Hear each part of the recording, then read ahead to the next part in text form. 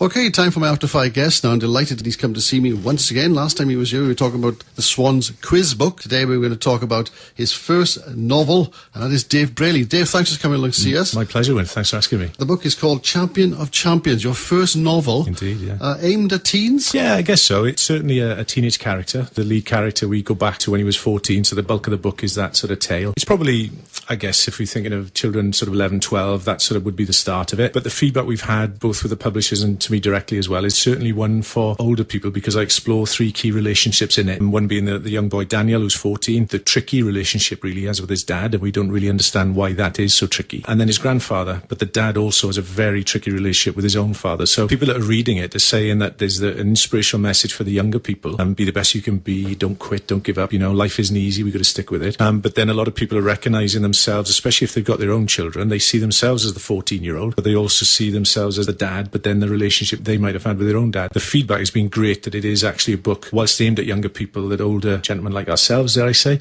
will get something out of it as well. How long did it take to write? The actual writing of it didn't take that long. I suppose the first draft would have taken me probably 8 or 9 months, but that was 8 years ago. And I've written books, as you mentioned, in between that. And this was very much on the back burner. Didn't know if I was happy with it. But there comes a point where you've just got to give it a go. And we probably talk about this in a moment now. I had sort of 11 rejections with this book. And when the book is about not giving up, I couldn't give up, So I stuck. I stuck with it. It's a tough old world of publishing where people are quite blunt. So the rejections I was having were very positive ones, saying they loved the book, they loved the emotions within it and the themes. We can't sell you. And if you look at people like David Walliams, David Baddiel and people like that, right. I'm not saying that their books aren't good, because they are. But the reality is a publisher knows that with that name on the cover, they got guaranteed an instant sale. Yeah. With me, it's not the same. So with an author coming away from the sports autobiographies that I was writing to then write a novel, you've got to start with a zero fan base. And a publisher's got to make a call, really, because it's blunt. They want to make money. Can they make money out of the book? So I kept going when the rejections came, and very lucky a sports publisher in Leeds called Scratch and Shed Publishers. They got the manuscript about 18 months ago. So it's always you wanted to write a book then? Was it just an ambition to write a book? Absolutely, yeah. Probably, I would say the first book I did with Tony Cotti back in 2008 now, that was the ambition, to write a sports autobiography. The success we had with that allowed me to go into schools to talk to younger people. And the message that was coming back from teachers and the children was they didn't feel there was sporting fiction out there that they could get their teeth into. So that made me think then, and I thought, well, my whole life has been about sport. I'm a bit of a saddo when it comes to facts and the history of sport. And I thought, well, if I can get an engaging tale, base it in the world of sport, bring in these relationships about having a mentor and be the best you can be and don't give up, then almost there's an audience waiting for it. So it was at that point, probably 8 or 9 years ago, that I thought, I'd like to do my own, because it's different. When you write, again, the book I did for Ashley Williams, it's their story. I'm putting it together as professionally and as well as I can, but ultimately it's what they did. This is my idea. This is my thought process. And,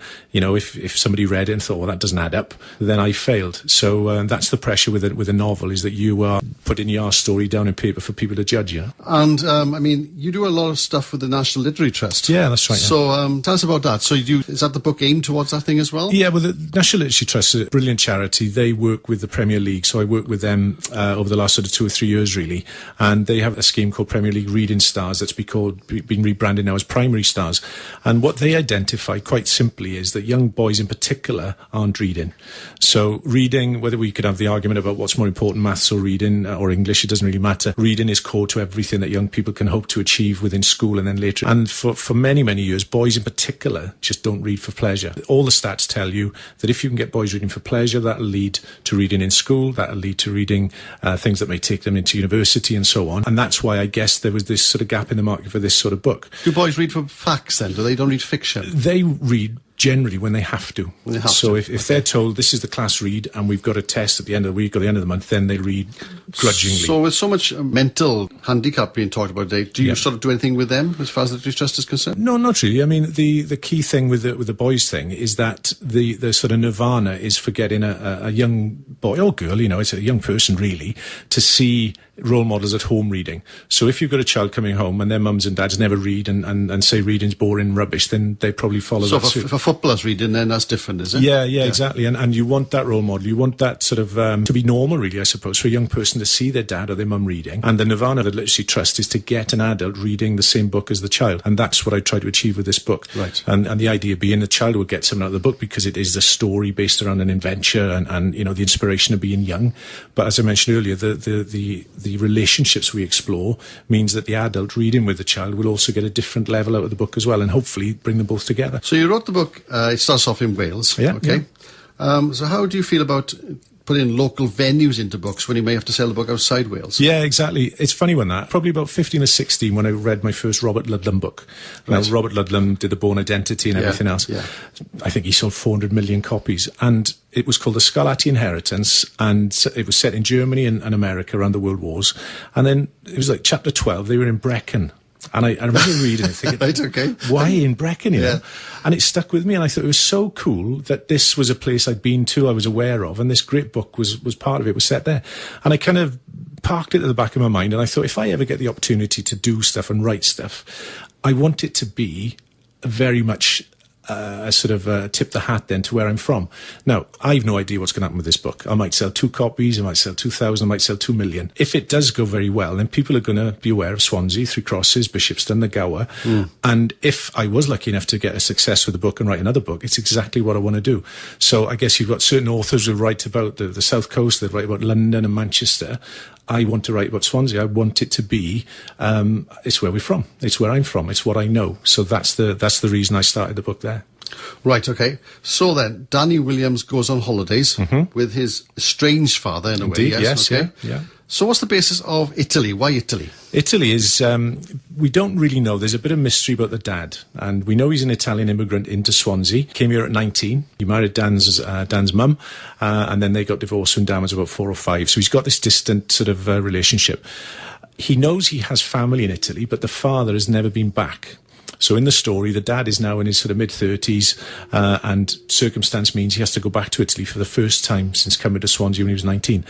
Daniel doesn't want to do anything with his dad. He doesn't get on with his dad. He's quite a spoilt, horrible child at this point. But he has to go with him, and that's when he meets the grandfather for the first time, who becomes really the saviour of Daniel.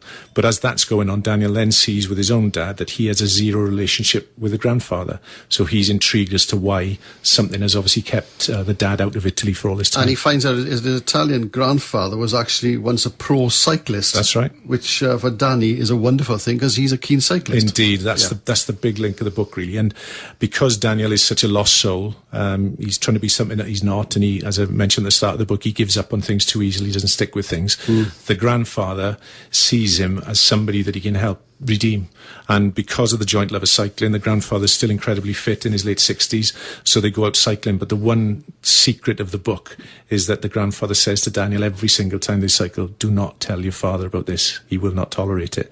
And something happens in the book and we find out why. Yeah, I'm not going to ask you about why the father and grandfather don't talk. That's a sort of quite a meaning point in the book. Yes. So we'll keep that for people who actually buy the book. Yeah. The other thing they do, you got this guy, Fausto Coppi, which is a colleague of Danny's granddad. Yes. Where's the inspiration for that come from? Fausto Coppi. Where do you find him from? Well, Fausto Coppi was the kind of, I suppose in today's money, the Chris Froome of his day, the Bradley Wiggins of his day. He won the Tour de France twice. He won the Giro Italia 5 times, I think. And he was just the legendary cyclist of his time. 15 years ago, maybe 20 years ago, when I started really getting into the Tour de France, commentators would always refer to this guy, Coppi. So I did a bit of research into him. Turns out he's a very flamboyant character. So is he a real person? Yeah, he's real. Oh, right, sorry. Okay. Yeah, no, I thought he was an invention of your imagination. Yeah, that's what I wanted to do. I wanted to get the grandfather, who's fictional, to tell a true life story. Again, aiming this at younger people, so that reading the book was fiction, the reader will also then get a true story of a legendary sportsman from the 50s. Okay, right. So the grandfather uses Coppi's tales of daring do, really, to inspire the young boy, and then the reader gets to understand a bit more about this legendary character. In Italy, still, I think 2 or 3 years ago, they did the greatest Italian sportsman of the last 100 years, and Coppi was it. Oh, so he's, in Italy, he's revered, you know. Right. Lots of research then. Yes. I mean, you're quite good at research. When you've done a Swans quiz book. Yeah. You do a lot of stuff with the other books. Yeah. So how would you get cycling research done? It's just hard yards, library, internet. Obviously, being Italian, there's a lot of Italian websites out there that you've got to try and get translated and have a read about it. I'm a stickler for detail. I wouldn't want to put anything in there that I didn't sort of check to 2 or 3 other sources, because I understand that because the picture of Fausto Coppi's on the cover as well, that there could be a Fausto Coppi Appreciation Society somewhere, and I'd be mortified if they dropped me an email to say, look, you've got his date of birth wrong, or you've got this, that, or the other wrong. So I poured through lots of stuff. But going back to what I said earlier about being a bit of a sports geek, that's the joy of it for me. I mean, if you said to me, "Oh, do me a favour, Dave, can you write a geography book tomorrow and do some research?" I wouldn't particularly want to, because it's not my thing. But if somebody came along and said, "Look, we'd like you to do a similar book, but this time it's going to feature, I don't know, the life of Bobby Moore, and you've got 3 months to research Bobby Moore," then I've got a happy 3 months ahead. I really enjoy it. Yeah, because when I picked up the book, I thought, right, Champions and Champions, this could be a football book, because I knew you for football books. Yes, yeah. So, but you like cycling as well. Yeah. In the book, funny enough, I put a line in, that's my line really, but I give it to the character. The only sport really I don't like is horse racing. I've watched the Grand National and stuff like that, the Derby, I suppose. He does say that, yeah, doesn't he? exactly. Yeah. But every other sport, I could go home tonight now and there could be, I don't know, 10-pin bowling on, there could be baseball, anything, and I'll watch it. I just love sport, and I love, because I was, you watch basketball and baseball? Yeah, I watch it, not religiously, but if it's on, I'll watch it. And I think the main reason, and this is why this could have been cycling, this could have been rugby, it could have been cricket, it could have been anything, is that when we look at professional sport, we're dealing with people who have to have an achievement level that's probably higher than you or I normally would understand. And I'm fascinated by that. I'm always fascinated by why player A in a sport achieves brilliance, like Gareth Bale, and why player B sort of fades away. And that's a little bit about what this book is about. We try to get into the mind of Fausto Coppi and why he succeeded so wildly and successfully compared to others. Sticking with that, outside that, isn't there a lot of luck in that, isn't there? There are boys probably who were as good as Gareth Bale but never got the acknowledgement. Yeah, absolutely. And people talk about talent. Gareth Bale is wildly talented. He's incredibly talented. But you're right, there would have been another equally talented boy, no doubt, that Gareth Bale will probably still remember. But people forget that hard work is actually a talent as well. Commitment, wanting to train, wanting to push your body to that next level. I always remember Ashley Williams telling me about injury and the commitment you have to give when you have an injury. The pain of physiotherapy. And a lot of people turn away from it and think, "Oh, do you know what? I'm not going to bother." So I think we underestimate the talent of working hard. And if something doesn't go right for him on the field during a game, that can be the end of his ambition. You're absolutely right, yeah.